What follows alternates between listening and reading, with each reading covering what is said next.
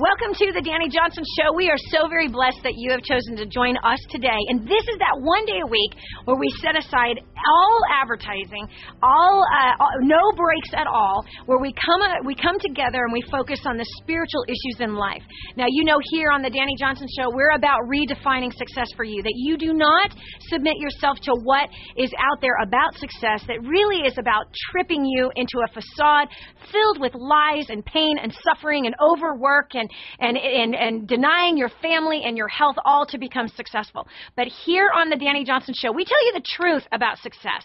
We tell you the truth about money, about your time, about family, and about God. And so this is that one day a week, every Wednesday, where we put the complete focus on the spiritual part of your life. Because when your spiritual life is a disaster, everything else completely spins out of control as well. Today we're going to have an amazing show. In fact, this is going to be 2 parts. We have my brother, my friend, Jonathan Cahn, Rabbi Jonathan Cahn from New Jersey, that is joining us today. I know you have heard of him. He is an international best-selling author, a New York Times best-selling author. His first book, The Harbinger, which I could not put down. I don't know if you own this book or not, but you need to. A friend of mine, a good friend of mine who we've had on this show also, Jeff Usner, successful internet millionaire who loves God with his whole heart, amazing man, amazing father. He actually got this book from Pat Robertson as he was being interviewed for his show, Secret Millionaire. He came home from that interview and he said, Danny, he goes, I think you need to read this book. He goes, you're the only other person I've ever heard teach about the coming judgment coming on America because of the sins in which we are currently in and all of the idolatry. And he says, and when I read this book, he goes, I thought I was reading it from your voice. He said, you need to read this. This guy is a brother to you. There's no question.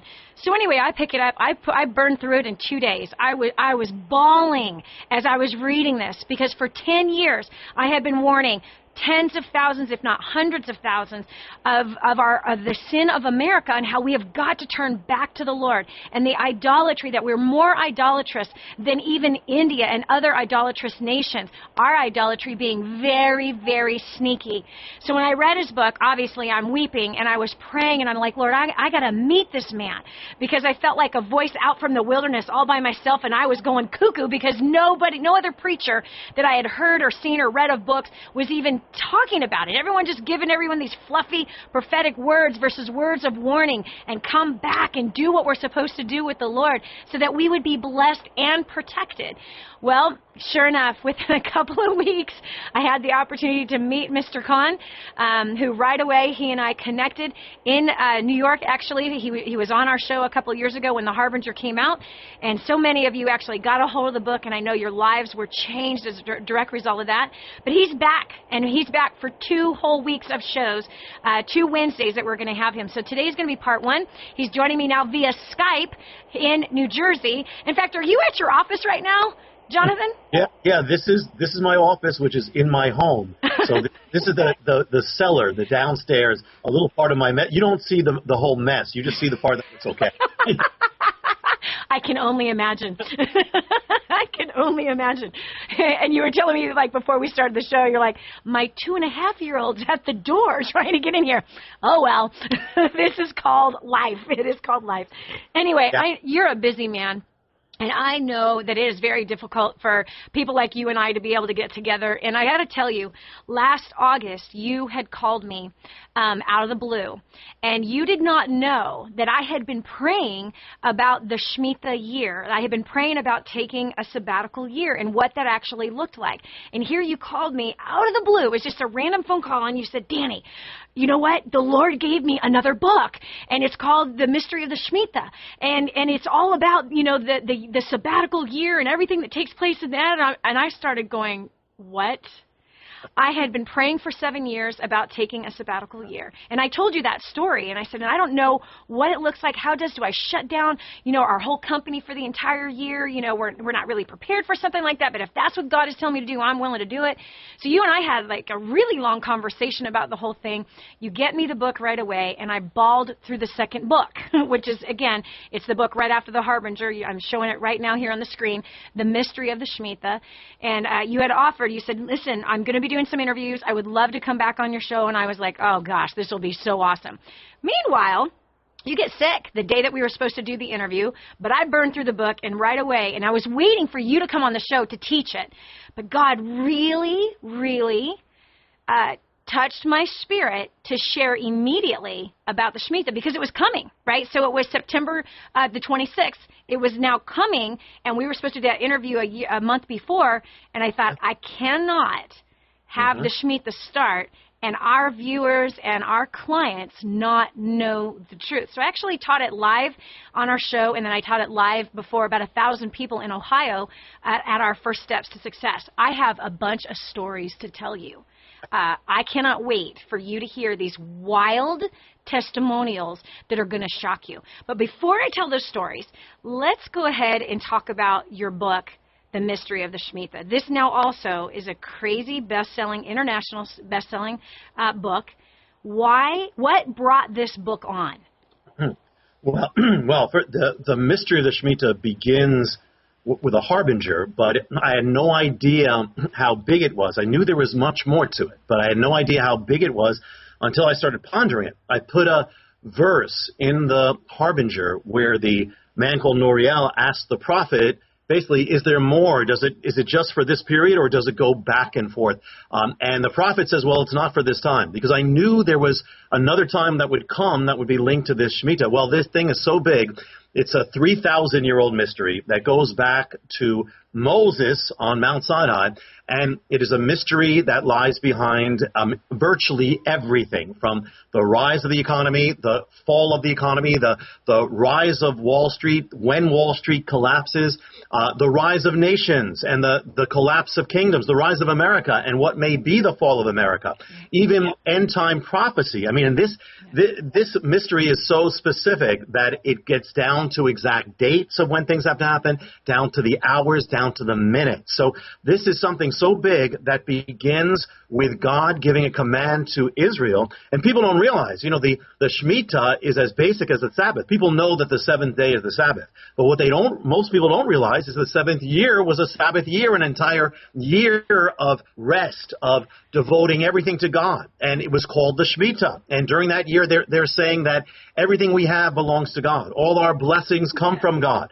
and we need to give it back. And He is sovereign. He's Lord over our blessings. He's Lord over our money, everything. And so during the Shemitah, the land rested for an entire year. There was no sowing, no reaping, no plowing, nothing, no buying or selling of the fruits of the land. So the land rests, has a Sabbath year. And on the last day of the Shemitah, something really extraordinary happens, and that is, it's called Elul 29 on the Hebrew calendar, and that is on that day, it says in the law, it says at the end of the seventh year, the end of the Shemitah, that there will be a remission, that all debts will be wiped out, all credits wiped out, all financial accounts are wiped clean. And this is the Shemitah means the release. But Shemitah also can mean the fall, the shaking, or the collapse. And so the Shemitah has a double meaning. When Israel followed it, they were blessed. As much as they followed, just like the Sabbath, they were blessed. God blessed them. Even for their resting, they became more fruitful by not working. But the Shemitah turns from a sign of blessing to a sign of judgment. When Israel turned away from God and they broke it, this comes back at them in a sign of judgment, which is reminding the nation and warning them that all their blessings come from God. And if they turn away from and they break His ways, break His commandments, defy all His ways, then the blessings of God will not remain on the land or in the people's lives. So the Shemitah comes back in the year 586 BC, in the times of Jeremiah, as a sign of judgment when the people are removed from the land and the entire land rests for 70 years for the 70 Shemitahs that they did not observe. So that's kind of the groundwork or the setting up. Now the big question is, could this still be in effect today? God is the same yesterday, today, and forever. And could it be affecting our lives? And could it at times become a sign of warning and judgment? And the answer, and that's why I wrote the book, The Mystery of the Shemitah. The answer is yes. Yes. Absolutely. Indeed, yes. You've got to get a hold of the book. It's called The Mystery of the Shemitah. You can find it at Amazon.com. You can find it at Rabbi Cahn's website as well. This is in bookstores. Is this book even in Walmart right now? What was it? Is the book in Walmart? The book is in Walmart. The book is everywhere online and offline, and it's even it's even gone out even stronger than the harbinger. Wow. And it should, because this is such a powerful thing. And so here with the sabbatical rest, now this was an agricultural law, right, for the land to be rested. How does that apply to us? You know, those of us that have a brick and mortar business that doesn't deal with food, doesn't deal with agriculture. So, you know, for those of us that are, you know, sitting there going, okay, well, that's great, you know, and by the way, my garden is laid fallow right now. I have about 15 voluntary lettuce plants that are growing, all kinds of weeds, and those wonderful thistles that just popped up in my garden. I'm watching it every day going, I don't have to do anything in there this year. I'm leaving it alone. It's overgrown. But as far as for the rest of us that are not a part of an agricultural industry, how does that apply to the other business owners or workers? Yeah, well, one thing is that it's Sabbath. You know, the principle of the Sabbath is that one day you rest. You know, you have a time that's just for the Lord. That's the seventh day. Now, people today may apply it different ways, but that one day of rest is really crucial, and it stays. It is still the principle is right because God instituted it. So what's the Shemitah? Well, the Shemitah is the sabbatical. We get the word sabbatical from the Shemitah. The sabbatical year is the seventh year. That's what it is. So what I would say is, you know, it's not that we're under the law, but it's that there are things that God establishes that are good and right, and they still bring blessings. And the thing is that the principle of the Shemitah is taking a rest from something not only once a week, but taking a rest. Now this is once every 7 years of things that you may have been doing for 7 years that the God would call you to put it aside, trust the Lord. You know, maybe blessings that have come, and you're saying that everything belongs to God. I will trust the Lord by putting that aside. So you have to be led by the Spirit in how you would do it. But the point is that you know, as the Sabbath is something you've been doing for 6 days, on the seventh day you stop doing it. Well, something that you've been doing for 7 years, but now God is saying take a rest from it to seek the Lord, to draw closer to the Lord, to trust the Lord, to rest, and to let God refresh and revive. And the thing about the principle of the Sabbath and the Shemitah is that if you think that you're losing by, well, I'm not working, I'm going to lose that. The answer is that God says, I will make up for it. I will double your harvest. I will abundantly bless your harvest. And the interesting thing is that in Israel, there are farmers, because in Israel they actually declare the entire year of the Shemitah. Not everybody observes it, but the observant farmers who actually practice the Shemitah, there are testimonies they give that their increase was greater than all the farms around it that didn't do it. God actually blessed them for not working. Yep. And so when you and I talked about this last August, right before the Shemitah had hit, I had made an announcement before all of our viewers and our clients that I was going to take a Shemitah. And the word Shemitah itself means release. The release of the Lord. And so right away, something that I had been asking for 7 years was to be taken off of payroll. And the way that our business was structured, that just had never been allowed until last September. And so I actually was in the position where I could say, I am not receiving another dime at all for what I do. Now, I have not been paid to speak for a long time because I don't ever want my mouth to be bought. I want to speak freely. That's my personal conviction. But as far as business consulting and doing training classes, I would be paid a very small percentage of what I earned in that, and I had a small salary. But what I did is I took myself completely off, right? So I've been paid for years. I've made millions of dollars in the business community, and so I just forfeited all of it and said 100% of the profits of our business, 100% of every profit that comes into our business is going to the poor, to the sick, to the widow, versus 10%. We've always taken 10% straight off the top of our business, which turns out to be about 30% of our net profits.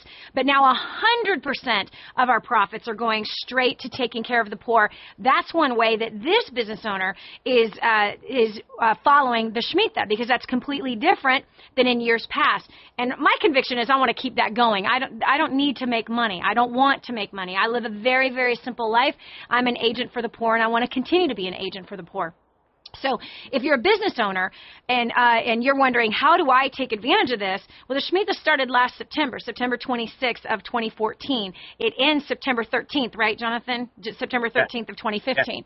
So for that's one way. So one way is I'm completely off. I am not benefiting at all from my land, the land of my company, if you will. So my hands are off. I am not taking a single dime at all for that business. The second way that I'm doing this is that I'm not working like I normally do. And so this year has been, and I focus daily on the Lord. I spend about 2 hours every morning with God, with the Word, with journaling, with praying. That's my conviction, with the earplugs in my ears, just focusing on the Lord. And so I normally only work 20 hours a week, but right now, since the Shemitah has started, in fact, I'm averaging about 2 days a month versus 3 days a week and 20 hours in that week. And so I've completely pulled out of a lot. In fact, we even had done a whole bunch of shows in advance to finish up the last part of the year, and I didn't record a single show from October all the way through December, and actually all the way through March. We started again fresh in March. And so that's how I'm doing it. So it's like pulling away from my normal daily activities. I have not been in managers' meetings. I haven't been in financial meetings. I haven't been acting as the CEO of my company. I've been resting. On top of that, spent 2 weeks in Israel. Oh my gosh, Jonathan, it was amazing. I thought of you every day while I was there. And it's during the Shemitah, right? So it was so incredible. So I've been on several mission trips down to Nicaragua, down to Haiti. I've been to several conferences, refreshing. Just it's a time of refreshing. The whole point of release is for a refreshing to come over you. And so I'm moving my life right now this year very, very, very slow. And boy, has it been amazing. Absolutely amazing to go, Lord. First of all, my business is His anyway.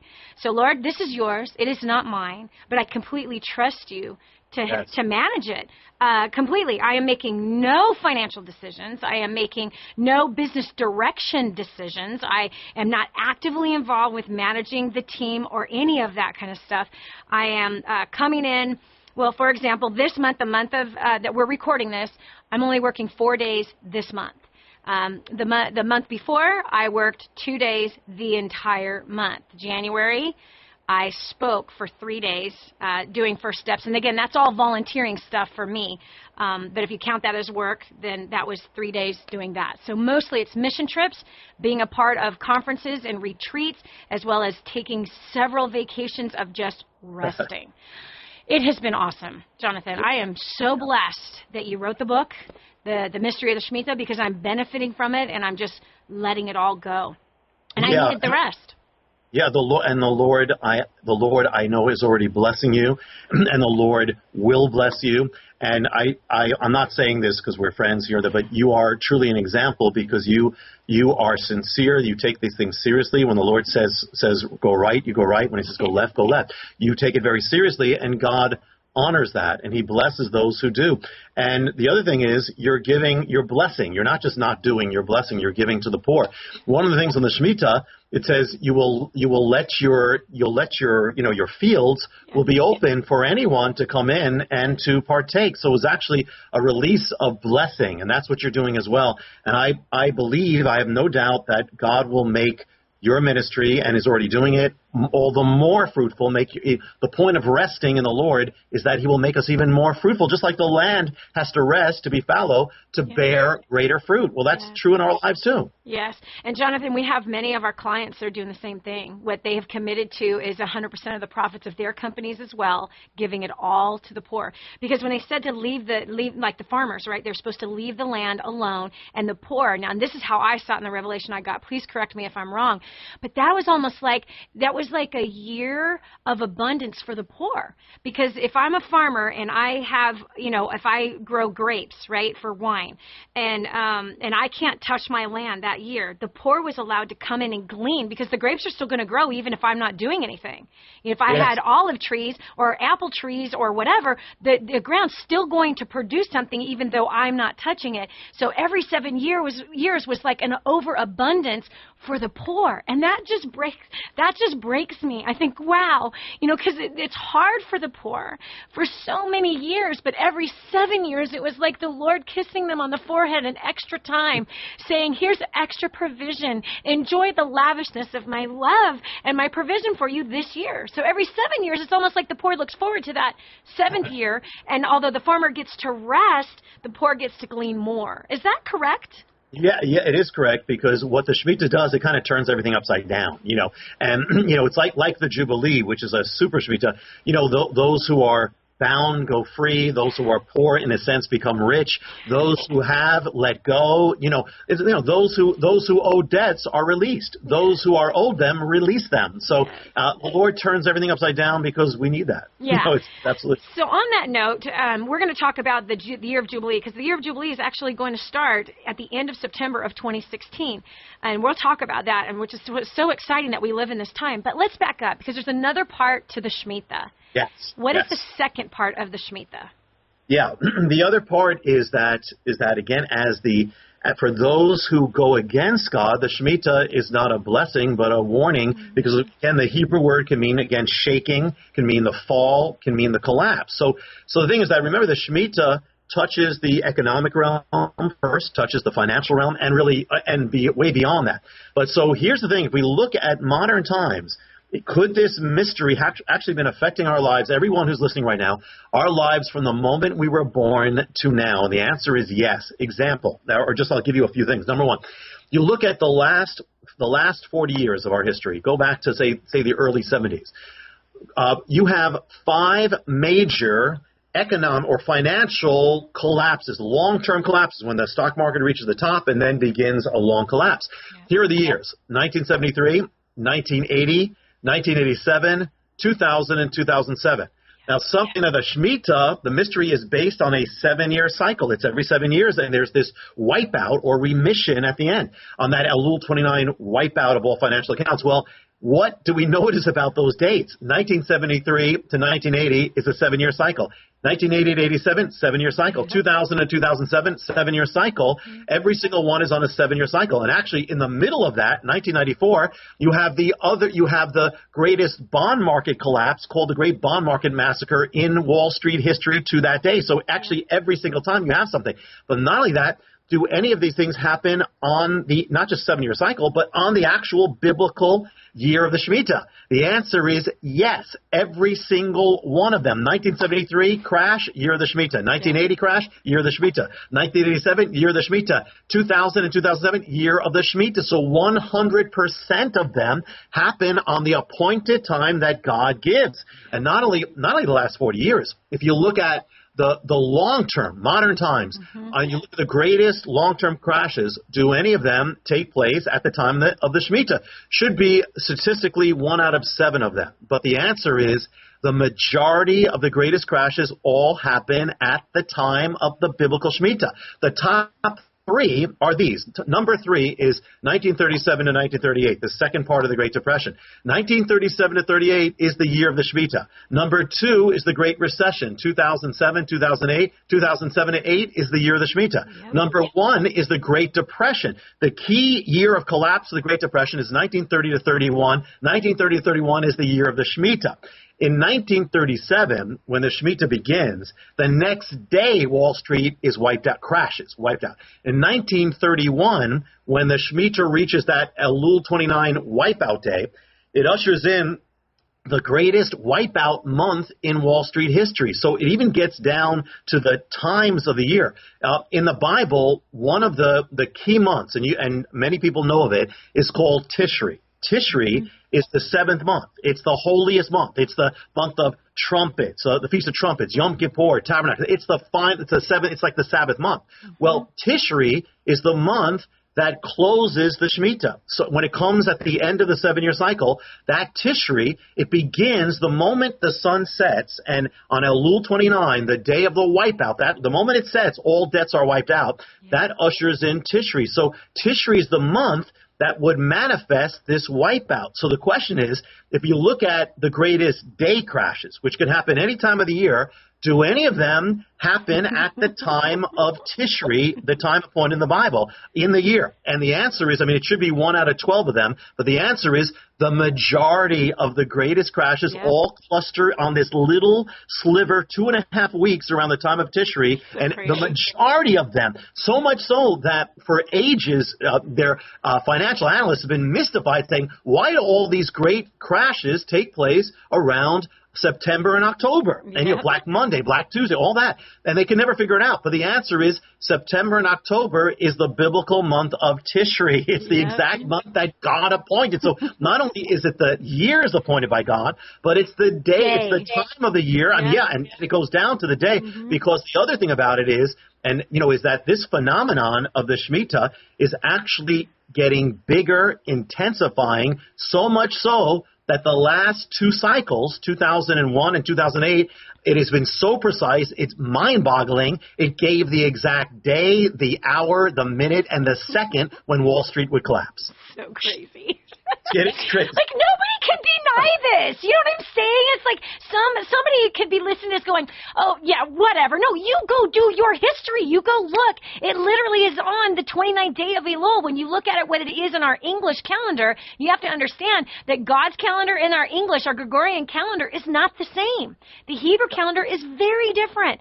And so just like it blows my mind. In fact, you got to get this book, okay? It's The Mystery of the Shemitah. Get it on Amazon.com right this minute. You can get it in Kindle form. Start reading it immediately. Or if you go down to Walmart or whatever bookstore, it's all over the place, and it's an international bestseller. Not just a New York Times bestseller, man. This is an international bestseller. You got to get a hold of this. You got to read it. One of the cool things about it, and by the way, mine is like covered with notes on the margin, but he has graph after graph after graph that you can document of what's happened in the stock market in the very days in which they crashed, which is on, again, the 29th day of Elul. So, that just blows my mind when I was reading this. And I just knew, it's like, oh, God, you've been talking to me for 7 years about this sabbatical year. And so the other part of the Shemitah is the release of debts. So the one part was, and that's for everybody, right? So every 7 years, everyone actually is involved in the Shemitah. Everybody is. Not just the agriculture. The agriculture was let the land rest. Right. And I interpreted that for myself of, okay, well, my business is my land. I am going to pull away from that as the owner and let the poor glean from my fields, all right? So I'm not going to work, but I'm going to let them glean from whatever happens this year. They're going to get all the profits from it. I'm going to volunteer, as I normally do, but I'm going to cut my schedule way back, and I have, and it's been awesome. But the other side of this, and Jonathan, I am so excited to tell you this, the release of debts. Okay, now I've been teaching hundreds of thousands of people on how to pay off their debt. And we have had hundreds of thousands pay off, tens of millions of dollars worth of debt in the last decade. It's amazing the testimonials that we have. But last September, I really put my neck on the line when I read the book after I talked to you twice. You remember I called you from the airplane when I was in the middle of the book crying my eyes out. And you're like, I never answered this phone. And I answered it today. The Lord told me you were calling me. And it was a divine day for me. And I was actually heading to Ohio, by the way, to go see my friend Brenda and Gary, which you just came back from. I connected the two of you guys. So that's where I was going. I was heading to their church when I had called you from the airport. So anyway, this is what's so awesome and powerful. I stick my neck on the line. Okay, I'm a business, finance, and relationship trainer. Okay, I stuck my neck on the line for saying, guys, it's the Shemitah year, and this is how I'm living it. But here's the part that none of us can walk away from, and that is the remission of debts. This is the year where God pours out an extra portion of grace on us to forgive the debts of those who owe us something. And there was 1,000 people in the room, and I asked everybody, how many of you have people that owe you something, owe you money, they owe you your coat back or whatever? How many? And, almost more than half the room raised their hands, right? People owe you money. Then I went on to teach about how Jesus, Yeshua, our Messiah, I believe that he was here and taught this in a Shemitah year. I believe this. I might be wrong. But you know that story, Jonathan Cahn, where we have the slave that comes to the master and he's begging him for more time to pay his debt? And the master says, no worries, I cancel your debts. The slave then leaves. He's walking back home. He sees another fellow slave that owes him money. And he says to him, pay me now. And he beats him and he puts him in jail. And he says, you're going to stay here until you pay me back all you owe me plus interest. The master hears that the slave had beat the other who owed him, called him back and said, how dare you? I forgave you of all of your debts.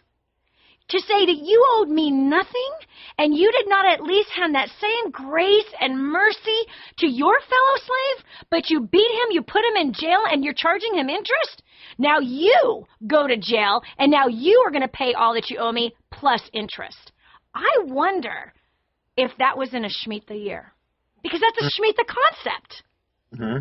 So I taught this, so I want to get your opinion on that. Do you want, it's really neither here nor there, but I just wonder, if he was if that was a Shemitah year. Well, I would say this, whether it was, in the parable or not, the principle is exactly that. Absolutely. The principle is that if you're forgiven by God, you need to forgive, and you need to forgive debts. Forgive us our trespasses, forgive us the debts. That's the same concept. Yep. So the Shemitah year calls all of us believers, all of us followers of the Most High God, to forgive all financial debts this year. Every 7 years, we're supposed to forgive all financial debts. Every 7 years. Let's take it one step further. Debts are not just financial. And when I taught this to the 1,000 people in Ohio, I said there's emotional debts that you have against people. There are spiritual debts that you have against people. There's mental debts, physical debts, people who have harmed you physically, people who have hurt you spiritually, people who have hurt you emotionally and mentally, people who have betrayed you, gossiped behind your back, slandered you. This is the year that God gives this extra portion of grace and mercy in the Shemitah year to release. It is the Lord's release. So I said, step into this river now and forgive every emotional, physical, financial, mental, and spiritual debt that you have against somebody. Give them all up right now. And I challenge the crowd, pull out your cell phone. And for those of you that people owe you money, I want you to text them right now saying, it is the Lord's release, and I forgive you of all your debts. You owe me nothing. Do not thank me. This is God Almighty releasing you of your debt. Brother, my people did this. Hundreds of them, all over the room, with their cell phones. First of all, they looked at me like I was a ghost. They were like, what? I said, do it now. Pull out your cell phone, and I want you to forgive the debts. In fact, if you're listening right now or you're watching this on television, I'm looking at you in the eyes right this minute. I'm telling you the same thing. Pull out your cell phone and jump into this river of grace and mercy. It is the Lord's release. His Spirit will come upon you right this minute, and He will give you the ability to forgive all of the financial debts that people owe you. So, brother, my clients did this. And within 30 days, I get a message on Facebook, and a woman took a picture of a letter from Bank of America. And she says, thank you, Danny, for teaching on the Shemitah back in Ohio. Look what I just received. It was a letter from Bank of America saying your mortgage of $49,648 has been canceled. Wow. And Danny, did you say 49,000? 49,000, which is what? Which is 7 times 7. Exactly. Exactly. Wow. Okay, so she sends this right away. Somehow I saw it because I miss a lot of things on Facebook. But right away I go, were you in Ohio? And she says, yes, I was. Wow. I said, did you forgive the debts of the people that owed you? She goes, every single one of them. I said, how much debt did you forgive? She said, a measly $2,000. Wow. Somebody owed me $2,000. I released them of the $2,000. and God canceled my mortgage. 30 days later. Okay, now check it out. There's another one. A client has been with me since 2008. She was flat broke when we met her. Her name is Tammy Watson. Her husband, Henry, they're from North Carolina. They went on to learning new skills, making a six-figure income in real estate, paying off $130,000 worth of debt now. She was in that room. She pulled out her phone. She forgave $2,500 worth of debt. One debt, brother, she was holding on to for 20 years for $1,000. $1,000 she was holding on to this thing. Okay, so she released the debts. Again, 30 days later, they received from their bank. Are you ready for this? The bank canceled $60,000 mortgage. Whoa. Gone. Whoa. Gone. Okay, here's another one. I'm in Israel with one of my best girlfriends. I'm telling her the same story. She released, while we were in Israel, the land in which this was prophesied to, the land in which this was given for, okay? She released $1.3 million worth of debt, of which she's been carrying for 40 years. Wow. It completely healed her marriage, her relationship with her daughter, her relationship with her mother, her 89-year-old mother who owed her several hundreds of thousands of dollars, and her brother who owed her $700,000 of the $1.3 million. Completely healed. I was standing right next to her. I handed her the phone. I said, you call them now, and you say, I forgive your debt. You owe me nothing. This is not from me. This is God. God has released you of your debt. You should have seen the tears of release come over my friend. Completely free. And I said to her, I go, what are you feeling? She says, I'm free. She goes, I was in bondage, holding this debt over these people. I was in suffering because I was holding this debt over people. And when it finally got her, I said, Ro, I said, you have a yoke over your daughter's neck. You've put a yoke of debt on her. Take the yoke off. She doesn't need to be a slave to debt. Completely canceled all those debts. Wow. That is God. And that was God using you, my brother. Using you, a messianic rabbi that hears his voice and studies his word, and that he gave you the revelation that the Shemitah is still going, regardless if people believe or not. The Shemitah is still here. Regardless, we can see it in the stock market, those every 7 years of those crashes happening right on the exact day that the Shemitah began, that the judgment began after the Shemitah was over. And so I can encourage everyone that's listening right now, you must, this is the time, this is the year, before September 13th, release all financial debts. Release all emotional, spiritual, physical, every debt, any sin that someone has transgressed against you. It is time to release them, and you're going to see the Lord bless you with freedom instantly. And that's what we all want. Clearly, that's what we all want, is freedom. Yeah, Danny, it's amazing. I mean, these are amazing things. You're ministering to me, and it's not only that I wrote the book, it's that you take these things seriously from God, and you have multiplied it by spreading this message to those who are listening, and they have been blessed. And it's, there are people who come on the radio, come on television, and say, send to us and you're going to be blessed. You're not doing that. You're saying, bless God, bless these people, and God will bless you. And that is exactly what has happened. And, this is what the Shemitah was.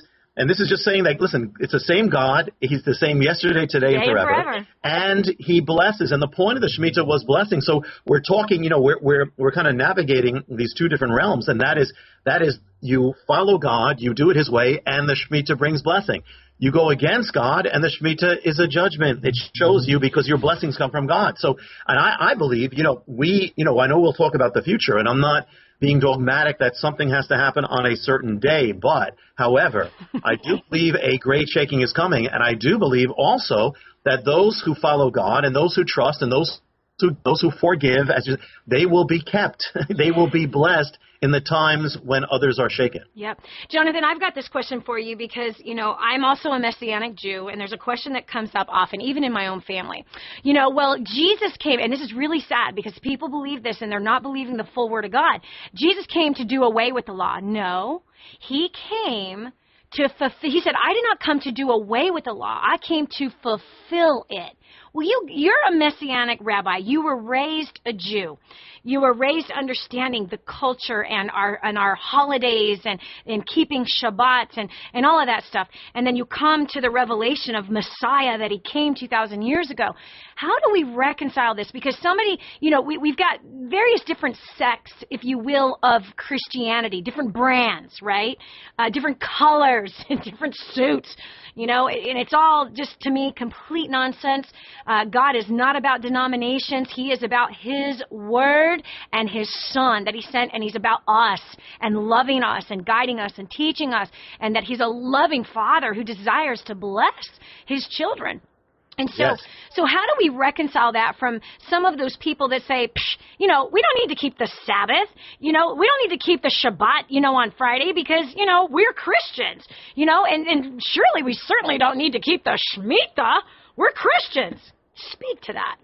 Yeah, well, first of all, there's two extremes. One extreme is if someone says, you have to do this is the law, you have to do it this way. The other, and they focus on that more than God. But the other extreme is saying that God came, and so the law was bad, and so he came to break it. Well, the law, God gave the law, so it can't be bad, number one. Paul says it's good. The difference is how this manifests. Paul says we don't destroy that. It says we establish the law. Meaning, he puts the law, it says I will put my law in their hearts. The difference is, it's the essence of the law, we're not so much talking about the letter, but the essence of the law is fulfilled through us. So these things are not bad. The essence of the Sabbath is fulfilled in Messiah, who is the Sabbath. It says the Lord of the Sabbath. The essence of the Shemitah is fulfilled in Messiah. The essence of Passover, all those things, are fulfilled. So the difference is they're fulfilled, and so they manifest in our lives in one way or the other. We have to be led by the Spirit. How we apply it, just as you have been in these things, but all these things are for our sake. So the idea that it says honor the Lord your God. That is good. It says don't murder. Of course, we still apply that. Yeah. The spirit of the law is still the same because it's from the heart of God. How you apply it, you have to be led by the Spirit. But the thing is that, again, like the Shemitah, everything you just said that you told your people to do was totally the whole.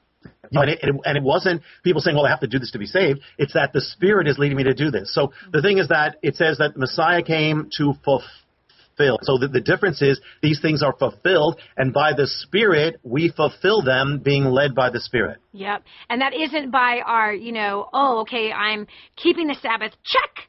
I'm going to heaven. No, this is not some kind of formula. What this is that God set this up. This is the way he set up our universe, the way he set up our world, the way he set up our physical bodies. I've been teaching about the Sabbath for 19 years. I've been keeping the Sabbath for 19 years. Why? I had a nervous breakdown from being a workaholic, and one of the first things I was taught was take a day of rest. You have to unplug. Don't look at email. Don't look at your phone. Don't do any work. Don't cook. Don't clean. Don't do laundry. Don't do anything. Stay in your pajamas. Eat the cold pizza in the fridge. And man, I benefited. My physical body benefited. My physical mind benefited from completely unplugging for 25 hours in 1 week period. And so it's not about, I'm a good person because I keep the Sabbath. No, it's a blessing from God. It's a blessing from him. And it's a way he made our bodies that he said, you are to work 6 days, rest 1. That's how we were manufactured. When we were knitted together in our mother's womb, we were manufactured to work 6, rest 1. Right.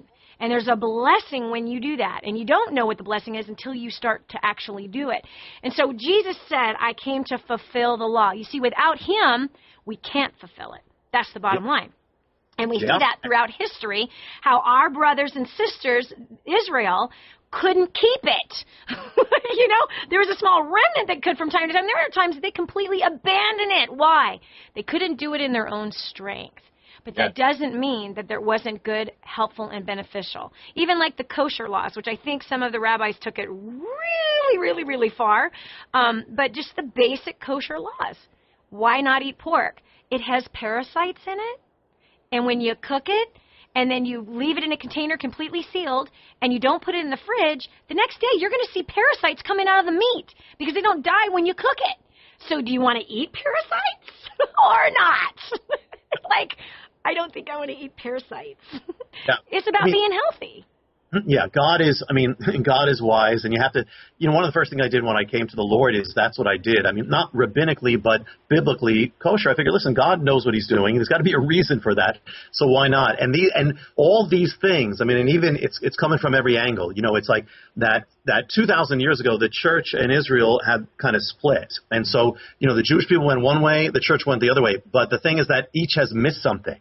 Yeah. The Jewish people missed Messiah by and large, and the church missed its Jewish roots, and so something was missing. And then on top of it, that the church says all these things were bad. Anything, that's not what the Bible says. Jesus is the fulfillment of all. He's the link between it all. And even with this, we're talking about the Sabbath, we're talking about the Shemitah. The fact is, it's in effect anyway. One of the things that we're talking about, we've alluded to it because we both know it. I don't know if everybody else knows it, but this is so exact. God is the same. This is still in effect in his prophetic way. So exact that in the year 2001, Wall Street collapsed with the greatest point crash in history to that day, caused by 9/11. And the day that it collapsed was at the end of the 7th year, the end of the Shemitah, on the exact day of the Shemitah, the exact day says when you'll wipe out debts. So these are not people who are wiping out things. They're not observing it, but it happens anyway. It comes one way or the other. Elul 29, 2001, the day of the Shemitah, everything gets wiped out. And so, they're not observing it, but it comes back at them.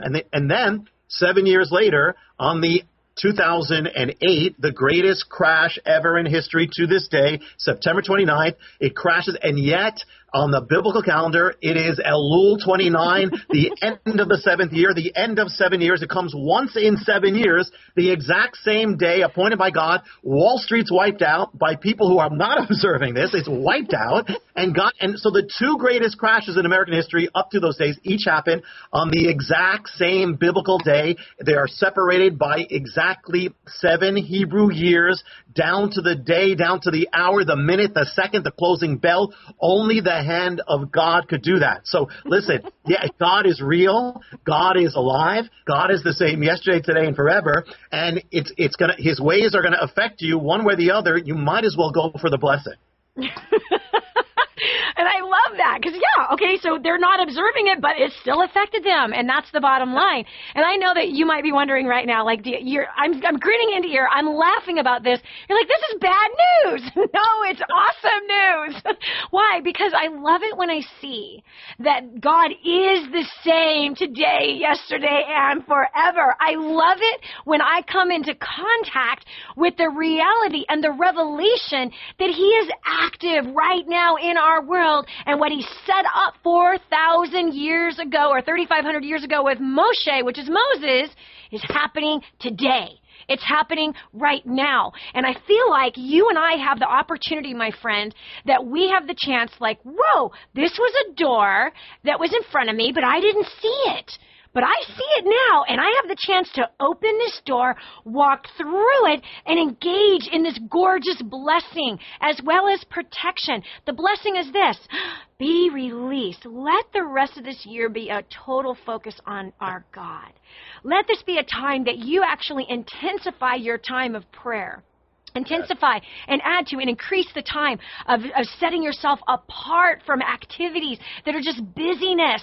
Maybe dive more deeper into some Bible studies. Maybe that you go to a few spiritual conferences this year. Maybe it is that you just take an extra day off during the week and you just rest in the Lord and you just bury yourself in the Word. Maybe it's the rest of the year you do not watch the television that is not going to get you closer to God, but you just have more time time spent with him. Let him wash over you his release. Let him bring special healing over you this year. Let him bring special restoration over your physical body and your mind and your spirit and your soul this year. That's what this is. And why? Because he's getting us ready for the next year. That's why. He's getting us ready for the year after that and the year after that. Why? 6 years, work. And then that 7th year is a time of, hold on a second, we're just going to shift our focus a little bit. We're going to have more intensified time with him. Less intensified time with all of our normal busyness and all these other crazy activities that just steal time away from us. This is preparation. That's what's on the inside of this door. Preparation for blessing. And if we ignore the door that's in front of us, well, then we're going to be like everybody else who's going to have the consequences for it. And there's no question. You know something else I got to tell you, Rabbi? I just love you, first of all. I just absolutely love you. I love what you do. I love your teaching. I have listened to so much. Thank you so much for all those DVDs that you've sent me all this time. I have learned and learned and learned, and I am very blessed by everything that you do. Your whole ministry, that was so amazing to have Shavuot with you a couple years ago, blowing the shofars together as we were bringing in that beautiful time, that Feast of Weeks together. It was amazing. But if you have the chance, and you're anywhere near Jersey, in fact, I want to talk to you when we're done with the show. I'm going to come out and see you. I want to know when you're going to be home so I can come and spend several days just praying in your sanctuary and just being blessed by your ministry, because it's profound to me. But Jonathan Cahn is his name, Rabbi Jonathan Cahn. The book, Mystery of the Shemitah. Get your copy now. Amazon.com. You can get it on Kindle. You can get a physical copy at any bookstore all over the world right now. Get your copy immediately. And you can also go to Jonathan Cahn's website. Jonathan, what's the website that you would like to send people to where they can get a hold of your teachings, your audios, and stream online some of your sermons every weekend? Yeah, all the messages, all the Harbinger, the Shemitah, all that came from about 2,000 messages, which are all there. That's on the ministry is Hope of the World. So they just remember hopeoftheworld.org. They can get everything. Yeah. And by the way, another thing on that, if you've been with me for a while, you understand this other teaching about tithing, about giving. And there's something in the Bible that just somehow has been lost, Rabbi. It's just been lost.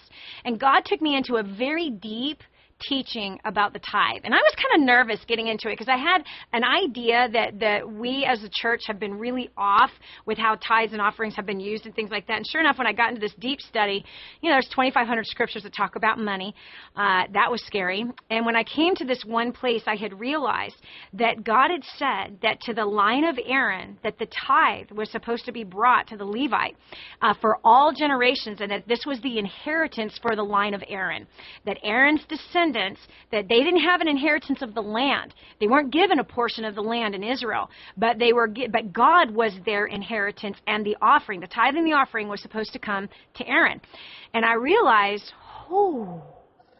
we have been robbing the line of Aaron, because we have a lot of people that call themselves the titles of priest or whatever, but God said that for all generations, that this is an established covenant for all generations. It's an everlasting covenant for all generations, that the offering is supposed to come to the line of Aaron. And when I discovered that, and I had seen that Nehemiah and Hezekiah both had reestablished that, right? Because our brothers and sisters in Israel, they stopped doing that, right? When they began to worship other gods, and they began to worship Baal and Ashtoreth, which was the fertility god and goddess, because they wanted more and more and more. It was greed-driven, just like the United States of America today. The same arch enemies of the Lord, with as far as idolatry goes, and that seems to be the straw that breaks the camel's back. Is when idolatry comes into play, that's where God really is not happy. That seems to tip the wrath of the Lord and the correction of the Lord that comes upon us. But it's Melech and Ashtoreth and Baal. These are all fertility. It had to do with children, sacrificing children, which our country is doing today, and all for money, bigger houses, more cars, more stuff, shopping at the malls every weekend, buy. Very, very similar to what was happening in Israel during those times when, of course, the correction of the Lord came. But anyway, these two had established it. Nehemiah reestablished the offering coming back to Aaron. And Aaron's job was to take care of the Levites and the poor. That was the line of Aaron. Many of you don't know this, but Jonathan Cahn, his very last name, Cahn, means he's a Cohen, which means he's from the line of Aaron. So if you want to be one that reestablishes that covenant back to the line of Aaron, there is a blessing that comes from that. You can do that directly to him, or you can do it through kingsransom.org. Kingsransom.org gives directly every single month to Hope of the World. Hope of the World is his ministry, and he literally lives a very simple life, and he takes care of the poor all over the world. Exactly what the line of Aaron is supposed to be doing, what they've been appointed to do since the time of Moses, 3,500 years ago. So I can't encourage you enough that if there was a place that you want to do what's right biblically, and you want to establish a blessing upon somebody and receive that blessing, you can't go wrong with blessing one who is the line of Aaron. That is specifically in the Bible. And you'll be doing what King Hezekiah did, and you'll be doing what Nehemiah did. They both reestablished that blessing upon the line of Aaron. So that, by the way, Jonathan, is why I've been giving as much as I've been giving to your ministry all these years. Thank you so much, Danny. And I've never had anybody say that. Thank you so much. And you have. And for those who don't know, that from the very beginning of our relationship, you have been blessing. And that's why we're here. We're here to bless all of us. Well, you're a huge blessing. You know, it's not that often that you meet people who do not get caught up in the glitz and the glamour and the wealth of ministry, because there's many that are making hundreds of millions of dollars from ministry, and you have not done that for yourself. You know what I mean? Your books, you've sold millions of copies, and you haven't, you're not driving a Bentley now. So, I only drive used cars. And hopefully they're running, right? Yeah, they are running. Yeah, but the thing is that, what greater blessing do we have than the Lord, truly? I mean, so everything else, if we receive things, he's entrusting it to us, and then he will bless those who bless, so what greater blessing? I mean, we can never have any greater blessing than we start out with, which is him, and everything else is extra, and he'll keep blessing with extra as we keep putting him first. Yep. And that's what's exciting about the Shemitah, because God has given us the opportunity to be blessed right now, to be blessed, to be released from all of the pain and suffering of holding on to debts. Yes. That is a yoke of bondage on us. And the pain and the suffering of the yoke of bondage of holding other people's transgressions against them. This is the year that God is saying, take your yoke off. Take the yoke of bitterness off. Take the yoke of unforgiveness off. Take the yoke of resentment off. And release all debts of everybody that owes you something. That in itself is part of the Shemitah blessing. The release, the refreshing, that in itself, the freedom is so powerful. Again, the book, The Mystery of the Shemitah. Get your copy right now. In fact, do this. I want you, even if you're watching right now, you can take a snapshot of both Jonathan and I as you're seeing it right now on your screen. If you're watching it on your computer, you can take a snapshot, a screenshot. And I want you to send this out to everybody. And the copy of the book is going to be in that screenshot. We want to send this out. We want everyone to get a copy of this. I believe every believer, every person who really believes in the Messiah, that they really know they are called by his name, that they really have picked up their cross and walked with him, and they've denied themselves, and they really have that desire to give their whole life over to him. Every one of those people need to read this book. Every one of us. Because we can set our country up for a great blessing. Whatever nation you're watching this program from, you can set your nation up for a blessing, your family up for a blessing, and bypass a great shaking. Because if we don't obey, he brings correction. He's a loving father. He's a loving father. And he wants us to be in right standing with him. He's not this legalistic judge up there that's just waiting for us to mess up. That's not who he is. He is a loving father who wants to set his children up for greater blessing, greater success, greater satisfaction, greater fulfillment, as well as greater strength. Because here's what we know, and Jonathan and I have been on the planet long enough to know, that the shaking will come, and it will affect us. And suffering is part of life. But when you suffer in Messiah, you don't suffer like those who are outside of Messiah. He gives you peace.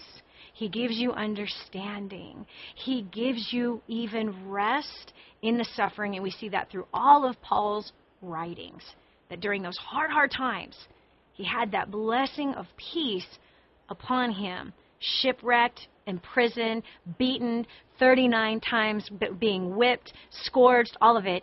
Here, he still had the blessing of the peace of the Lord upon him. And so step in. I want you to grab that door knob, walk into this Shemitah and receive that blessing. Again, one more time. The Shemitah is the book. Jonathan Cahn, Rabbi Jonathan Cahn, amazing man of God, amazing, humble man of God, who has been chosen for our day to be a messenger of the Most High God to all of us. Now, let's obey this message.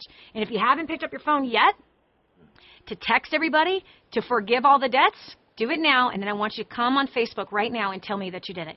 That's it for part 1 of the Jonathan Cahn interview. Part 2, we're going to talk about the year of Jubilee, which is happening right here in 2015 and 2016. We'll continue next week with Jonathan Cahn. Thanks so much for joining.